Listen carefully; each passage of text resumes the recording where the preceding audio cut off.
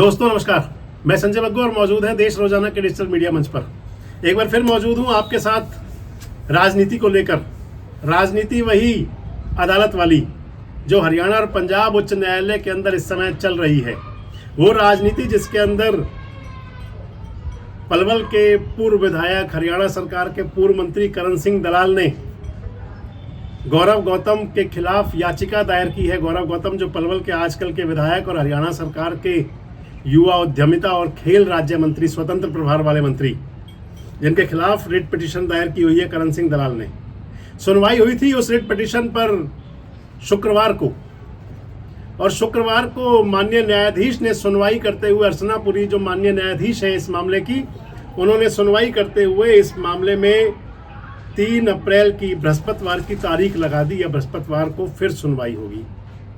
इस वीडियो में मैं आपसे बात करूंगा उस एक्ट की, उस धारा की जिस धारा के तहत ये केस अदालत में गया है। आरपी एक्ट के अंदर जनप्रतिनिधि अधिनियम के तहत ये मामला अदालत में गया है। रिट पिटीशन दायर की है करण सिंह दलाल ने।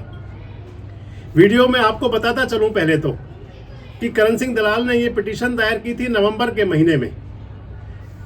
15 दिन का समय मिलता है जिनमें जवाब देना होता है, लेकिन गौरव गौतम ना पेश हुए, ना उनके वकील पेश हुए, उनकी तरफ से कोई जवाब नहीं दिया गया था। इस मामले को लेकर के तारीख लगी थी 28, यानी कि शुक्रवार को गौरव गौतम के वकील जिंदल साहब ने अपना जवाब दायर किया और कह दिया कि जो भी आरोप लगाए हैं करण सिंह दलाल ने सब बेबुनियाद हैं, सब आरोपों में कोई दम नहीं है। उन्होंने धर्म के नाम पर कोई वोट नहीं मांगी, कोई ऐसा वीडियो शेयर नहीं किया। इसके साथ ही गौरव गौतम के वकील साहब की तरफ से एक याचिका अदालत में दायर की गई और उसमें कहा गया कि करण सिंह दलाल की पिटीशन को निरस्त किया जाए, इसे कैंसिल किया जाए, यानी कि अपना जवाब भी दिया और एक याचिका और लगा दी। दूसरी याचिका जो गौरव गौतम के वकील ने लगाई गौरव गौतम की तरफ से, उसका जवाब करण सिंह दलाल ने दे दिया। ये मामला रहा शुक्रवार को। राजनीतिक सूत्र बता रहे हैं, और मेरे हाई कोर्ट से जुड़े हमारे जो मित्र हैं या जो अधिवक्ता लोग हैं उनसे मेरी बात हो रही थी, बता रहे थे कि गौरव गौतम के जो वकील मिस्टर जिंदल ने अदालत से कहा कि उन्हें अभी और समय दिया जाए, लेकिन अदालत ने समय देने से मना कर दिया। अदालत ने कहा कि पहले ही बहुत देर हो चुकी है। मैं आपको यहाँ ये भी जोड़ दूं कि जो पिछली तारीख थी उस तारीख पर कहा गया था, मोहन जैन जो अधिवक्ता हैं करण सिंह दलाल के, उनकी तरफ से कहा गया था कि गौरव गौतम को जितना समय दिया जाना चाहिए था प्रतिवादी को उतना समय दिया जा चुका है, अब उन्हें कोई समय नहीं दिया जाना चाहिए और इस पर एक तरफा बात होनी चाहिए। लेकिन माननीय जज साहिबा ने इसमें गौरव गौतम को सुनने के लिए, उनका अपना जवाब दायर करने के लिए 26 तारीख दी थी, जिसमें 28 तारीख को जवाब दिया गया, एफिडेविट लगाया। और मैंने आपको बता दिया, गौरव गौतम ने कहा कि अपना जवाब भी दे दिया और एक याचिका और लगा दी कि करण सिंह दलाल की याचिका को निरस्त कर दिया जाए। मामला अदालत में है। बृहस्पतिवार को इस पर फिर सुनवाई होगी। नजरें पूरे हरियाणा की लगी हुई हैं कि आखिर क्या होगा पलवल के अंदर। गौरव गौतम समर्थक कह रहे हैं कि मुंगेरी लाल के हसीन सपने देखना बंद कर दो। करण सिंह दलाल के समर्थक कह रहे हैं कि अब बाजी पलटेगी। करण सिंह दलाल के समर्थक कहते हैं कि अब बाजी पलटेगी। हरियाणा सरकार भी और गौरव गौतम भी सब कुछ फंस गए हैं, इलेक्शन फंस गया है। या तो चुनाव दोबारा होगा और या फिर गौरव गौतम की जगह करण सिंह दलाल एमएलए हो जाएंगे। मैं आपको इस वीडियो में बताना और चाह रहा हूं कि आखिर ये जो जनप्रतिनिधि अधिनियम है, जो इसमें क्या हुआ करता है। ये आरपी एक्ट है जिसको कहा जाता है जनप्रतिनिधित्व अधिनियम। इस अधिनियम की धारा 123(3) के तहत करण सिंह दलाल ने जो रिट पिटीशन दायर की थी अदालत के अंदर, उस पिटीशन के अंदर करण सिंह दलाल की तरफ से ये कहा गया था कि गौरव गौतम ने चुनाव के दौरान जो करप्ट प्रैक्टिस थी उसको किया। धर्म के नाम पर वोट मांगे, धर्म के नाम पर उन्होंने कार्यक्रम किए, बाबा श्याम का कीर्तन किया, जागरण किया। मैं आपको वीडियो दिखा चुका हूँ, आज फिर दिखा देता हूँ कि वो कीर्तन क्या था, जागरण क्या था, जिसमें गौरव गौतम गए थे। आप देखिए इस वीडियो को। अपनी हाजिरी लगा रहा है, और अगर कन्हैया मित्तल की भाई की अगर मेरी गुजारिश और निवेदन और आज्ञा हो तो मैं भी सियासी बात मांग लूं जनता से। आशीर्वाद दोगे? बाबा के सामने कह रहे हो, देख लो एक बार ठीक को। दोनों हाथ उठा के बताओ, दोगे? पक्का दोगे? बाबा श्याम के दरबार में हाँ बोल रहे हो? पक्का दोगे? क्या दोगे बताओ? क्या दोगे? कब दो? तारीख बता दो, तारीख। सब जाके दोगे? देख लो, कभी बाबा के सामने बोल रहे हो आप। पक्का दोगे? मुझे भी आपका आशीर्वाद मिलेगा। और अगली बार जो कन्हैया मित्तल भाई ने कहा है, बाबा का दरबार ये गौरव बनवाएगा।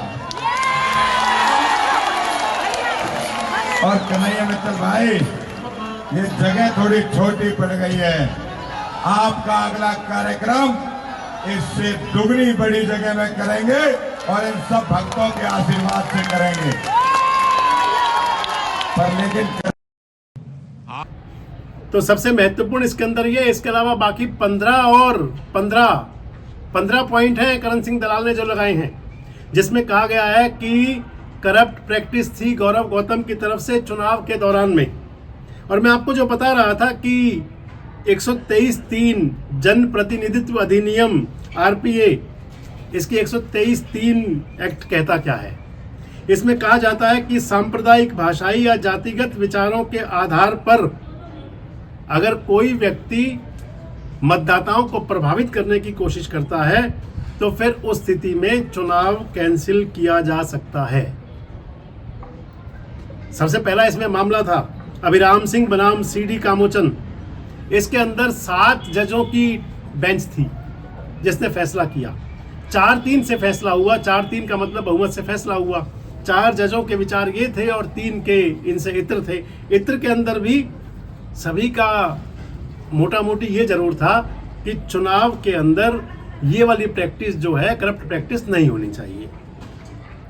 इस RPA एक्ट की धारा 123(3) के अंदर मैं आपको बता रहा था, इसमें यह भी कहा गया कि किसी भी उम्मीदवार द्वारा या उसके एजेंट द्वारा धर्म, नस्ल, जाति, समुदाय या भाषा के आधार पर किसी से वोट देने की अपील अगर की जाए तो ये करप्ट प्रैक्टिस है, यानी कि भ्रष्ट आचरण है चुनाव आदर्श आचार संहिता का। कहा गया कि इस स्थिति में परिभाषित भी किया गया कि अपील जो की जाती है उसके अंदर कौन कौन से इशू हैं, कौन कौन से पॉइंट हैं।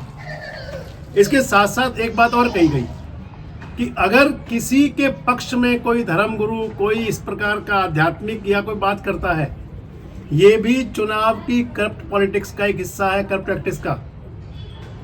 पलवल के अंदर जो हुआ था, गौरव गौतम के समर्थन में आए थे प्रोफेशनल भजन गायक हैं कन्हैया मित्तल। कन्हैया मित्तल ने भजन गाए थे और उसमें गौरव गौतम वीडियो वायरल, हालांकि गौरव गौतम ने अदालत में डिनाई कर दिया है कि मैं कहीं नहीं गया था, ये अदालत देखेगी। 1995 का इसके अंदर दोस्तों एक और फैसला भी है। 1995 के फैसले में जो न्यायिक पीठ ने कहा था कि हिंदू और हिंदुत्व के नाम पर अगर अपील की जा रही है तो ये करप्ट प्रैक्टिस नहीं है, ये भ्रष्ट आचरण का हिस्सा नहीं है। क्योंकि करण सिंह दलाल ने जो लगाया है पिटीशन के अंदर, एक उसके अंदर एक ध्वज लिए हुए, आप देखिए इस फोटो को, एक झंडा लिए हुए गौरव गौतम है जिस पर लिखा हुआ है हिंदू। लेकिन इस मामले को लेकर के, यानी कि हिंदू और हिंदुत्व को ये कहा गया कि जीवन शैली है, जीवन जीने की एक पद्धति मानी जाती है, इसलिए इस पर बड़ा स्पष्ट नहीं किया गया था कुछ भी। अब ये मामला अदालत के पास फिर से है। आप ये माने कि इस प्रकार का, यानी कि चुनाव के अंदर इस प्रकार से करप्ट प्रैक्टिस का, भ्रष्ट आचरण का जो आरोप लगता है, इस प्रकार का मामला अदालत के अंदर बहुत लंबे समय बाद गया है। आपने कभी सुना नहीं होगा कि चुनाव में धर्म के नाम पर, धर्म के आधार पर वोट मांगने को लेकर के कोई पिटीशन हुई हो और उस पर इतना मामला गर्म हो गया हो। ये पिटीशन लगभग 3 दशक बाद दर्ज हुई है। इस प्रकार का मामला 3 दशक बाद लगभग अदालत के अंदर गया है। अब बात आ जाती है कि आगे क्या। मेरी एक नेता से बात हो रही थी आज, वो मुस्कुरा रहे थे कि क्या आगे क्या, तो वो भी बता देंगे।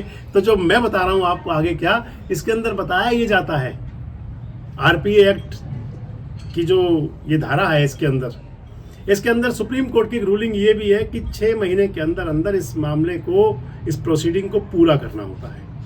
अदालत को 6 महीने के अंदर फैसला करना होता है। और इसके साथ साथ ये भी कहा गया है कि जिन न्यायाधीश के पास ये केस हो, वो कहीं ये ना कह दें कि उनके पास वर्कलोड ज़्यादा था, इसलिए तब तक उनके पास ज़्यादा केस भी नहीं हो सकते। जो अदालत की प्रोसीडिंग थी, जो इस मामले को लेकर के बातें चलती हैं, जन प्रतिनिधित्व अधिनियम 123(3), 123(1), इन सब के अंदर क्या है, हमने प्रयास किया आपको बताने का। अब मामला अदालत के अंदर है, फैसला अदालत करेगी। अदालत का फैसला होगा कि वो करण सिंह दलाल की याचिका को कितना सही मानते हैं। गौरव गौतम का जो उन्होंने, और गौरव गौतम पर जो आरोप लगा है, कहा गया है कि इलेक्शन की करप्ट प्रैक्टिस थी, यानी कि चुनावी भ्रष्ट आचरण था। अदालत इसको कितना संज्ञान लेती है, कितना मानती है? आपको क्या लगता है, क्या फैसला हो सकता है अदालत का? क्या चुनाव निरस्त हो सकता है? क्या इस मामले में जो कहा जा रहा था डे टू डे या जल्दी जल्दी सुनवाई होंगी, क्योंकि 1 तारीख बहुत जल्दी लग गई है, आगे क्या होगा जरूर बताएं आप हमें। जुड़े रहें हमारे साथ, देखते रहें देश रोजाना। हमारे साथ जुड़े रहने के लिए सब्सक्राइब करें देश रोजाना के YouTube चैनल को और नई वीडियो की नोटिफिकेशन पाने के लिए बेल आइकन जरूर दबाएं। अगर आप ये वीडियो Facebook या Instagram पर देख रहे हैं तो पेज को लाइक और फॉलो जरूर करें और ज्यादा से ज्यादा शेयर करें।